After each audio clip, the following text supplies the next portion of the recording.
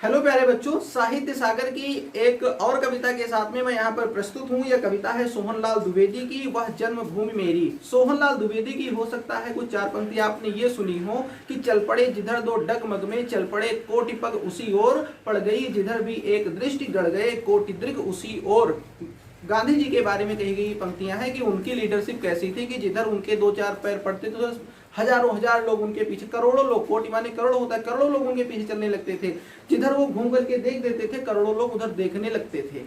तो दृग, दृष्टि, ये सब आंख की पर्यायवाची है। अक्ष, नयन, चक्षु, ये सब आंख की पर्यायवाची है, ये भी यहाँ पर जान लो। खैर, यहाँ से एक चीज ये जानने को मिलता है कि इन्होंने गांधी जी के बारे में, राष्ट्रवाद के बारे में, देश के बारे में, स्वाभिमान के बारे में अपनी कलम चलाई है, उसके बारे में इन्होंने लिखा है सोहनलाल द्विवेदी जी ने। अब ये वह जन्मभूमि मेरी में इन्होंने अपनी जन्मभूमि यानी भारत माता की विशेषताओं के बारे में लिखा है, जिसकी इन्होंने भौगोलिक यानी जियोग्राफिकल विशेषताएं बताई हैं, जिसमें इन्होंने यहाँ के पर्वत, पहाड़, नदियों का उल्लेख किया है। यहाँ की प्राकृतिक विशेषताएं, जिसमें यहाँ की जो है यहाँ की जो जीव जंतु यानी फ्लोरा एंड फना है उनके बारे में बात करी है। और फिर यहाँ के कल्चर में यानी जिसमें यहाँ पे महापुरुषों ने जन्म लिया है उसके बारे में इन्होंने बात करी है।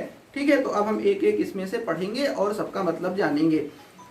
तो वह जन्मभूमि मेरी, वह मातृभूमि मेरी, यानी हमारी जन्मभूमि और मातृभूमि कैसी है कि ऊंचा खड़ा हिमालय आकाश चूमता है, जिसके उत्तर में काफी ऊंचा पर्वत है, हिमालय है, जो कि गगनचुंबी है, आकाश चूमने वाली है, इतनी ज्यादा उसकी ऊंचाई है। और नीचे चरण तले पर सिंधु झूमता है, और इसके चरणों में, जिसके नीचे महासागर है, हिंद महासागर है। अब यहाँ से आप एक चीज देखो, जैसे बच्चे ये भी कहते हैं कि सर हम अलग अलग सब्जेक्ट को एक साथ कैसे रिलेट करें, कैसे इसको पढ़ें। तो देखो रिलेशन है, आप सेकंड चैप्टर देखोगे हिस्ट्री का, तो उसमें ये है कि rise of nationalism in India. तो जब rise of nationalism in India पर आप देखोगे तो वहां पर आप देखोगे कि भारत की इमेजरी बनाई गई थी, जो कि भारत माता की इमेजरी थी। तो अब अगर भारत माता, अगर आप इसको विजुलाइज करोगे तो उनके हेड में देखो हिमालय है, उनके जो है पैरों की तरफ क्या है, ये महासागर है। सिंधु माने सागर होता है, इसकी और भी पर्यायवाची है। यहाँ पे आपको एक ट्रिक बताए देते हैं, पानी की यानी जल की पर्यायवाची आप जान लो, जल, नीर, अम्ब, तोय, वारी। अब इसमें अगर आप धी लगाओगे, धा से धनिया होता है, धा पे छोटी का मात्रा, धी लगाओगे तो ये समुद्र का पर्यायवाची बन जाएगा। जैसे जलधि, अम्बुधि, नीरधि, तोयधि, वारिधि। अगर इसमें द लगाओगे, द से दाल, तो ये बन जाएगा बादल का पर्यायवाची, अम्बुद, नीरद, तोयद, वारिद, जलद। अगर इसमें ज लगाओगे, ज से जहाज, तो ये बन जाएगा कमल का पर्यायवाची, अम्बुज, नीरज, तोयज, वारिज। तो आप जल की पर्यायवाची याद कर लो, आपको समुद्र, बादल और कमल की पर्यायवाची अपने आप याद हो जाएगी। ठीक है, हाँ। तो फिर कहते हैं गंगा यमुना त्रिवेणी नदियां लहर रही, यहाँ पे गंगा यमुना सरस्वती जैसी नदियां यहाँ पर बहती हैं, और जगमग छटा निराली पग पग छहर रही है। और यहाँ पे जगह जगह पर खूबसूरत दृश्य देखने को मिल जाते हैं। वह पुण्य भूमि मेरी, वह स्वर्ण भूमि मेरी, वह जन्म भूमि मेरी, वह मातृभूमि मेरी। यही हमारी पुण्य भूमि है, यही हमारी स्वर्ण भूमि है। स्वर्ण का मतलब सोने से होता है, तो सोने की चिड़िया तो इसको कहा ही जाता था। और स्वर्ण का मतलब कीमती भी होता है, काफी ज्यादा वैल्यूएबल। ठीक, वह जन्मभूमि मेरी, वह मातृभूमि मेरी। अब झरने अनेक झरते जिसकी पहाड़ियों में, यहाँ की पहाड़ियों से, हिल्स से बहुत सारे झरने निकलते हैं, जो कि काफी ज्यादा अच्छे लगते हैं। अमराइयां घनी हैं, चिड़िया चहक रही हैं हो मस्त झाड़ियों में, जहाँ के उपवनों में, जहाँ की झाड़ियों में तरह तरह की पक्षी यहाँ पर चहचहाते हैं।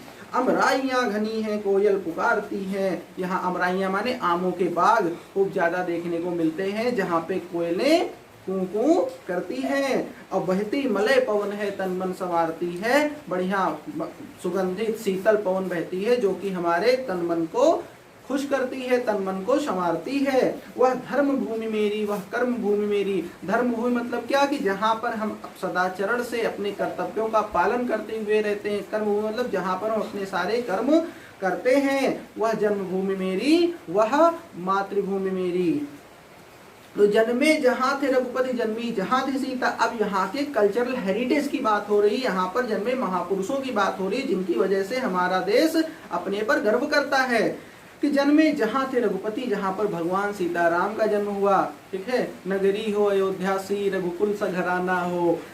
जन्मी जहाँ थी सीता, जहाँ पर सीता जी का जन्म हुआ था। श्री कृष्ण ने सुनाई बंसी पुनीत गीता, जहाँ पर श्री कृष्ण ने बंसी बजाई और पवित्र गीता का उपदेश दिया। गौतम ने जन्म लेकर जिसका सुयश बढ़ाया, गौतम बुद्ध ने जहाँ पर जन्म लिया और जिसका यश बढ़ाया, जिसकी यश में वृद्धि करी और जग को दया दिखाई, जग को दिया दिखाया, जग को दया दिखाई। अगर आप उनके गॉसिपल्स, उनके उपदेश पर जाओगे तो इन्होंने क्या कहा, जीवों पर दया करो, जीवों को मत मारो। और जग को दिया दिखाया, दिया माने एक और रास्ता दिखाया, प्रकाश दिखाया उन्नति करने का।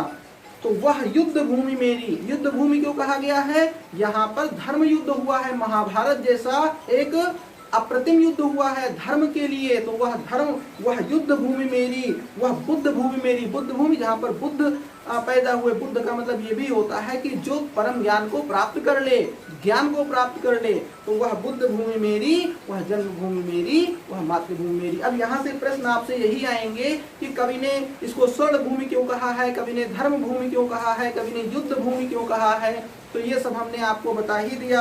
आपसे ये आएंगे कि मतलब भारत भूमि की विशेषताओं को बताइए। तो ये प्रश्न आपसे आएंगे कौन कौन सी नदियां यहाँ पर बहती हैं। यानी आपको अलग से अब प्रश्न उत्तर याद करने की जरूरत नहीं है, आपको ये सारी चीजें यहाँ से समझ में आ जाएंगी। आप अगर वीडियो एक बार और देखोगे या इसको आप अपने प्लेलिस्ट में सेव कर लो, एग्जाम टाइम पे जब फिर देखोगे तो आपको सारी चीजें तुरंत क्लियर होती चली जाएंगी। उम्मीद है आपने इस कविता को काफी ज्यादा एंजॉय किया होगा। तो कमेंट बॉक्स में अपना फीडबैक जरूर दीजिए। इसमें जो 2 कविताएं और बची हैं उसको जल्दी से हम आपको पढ़ाते हैं, इसके बाद गद्य वाले सेक्शन पर आते हैं। ओके बच्चों।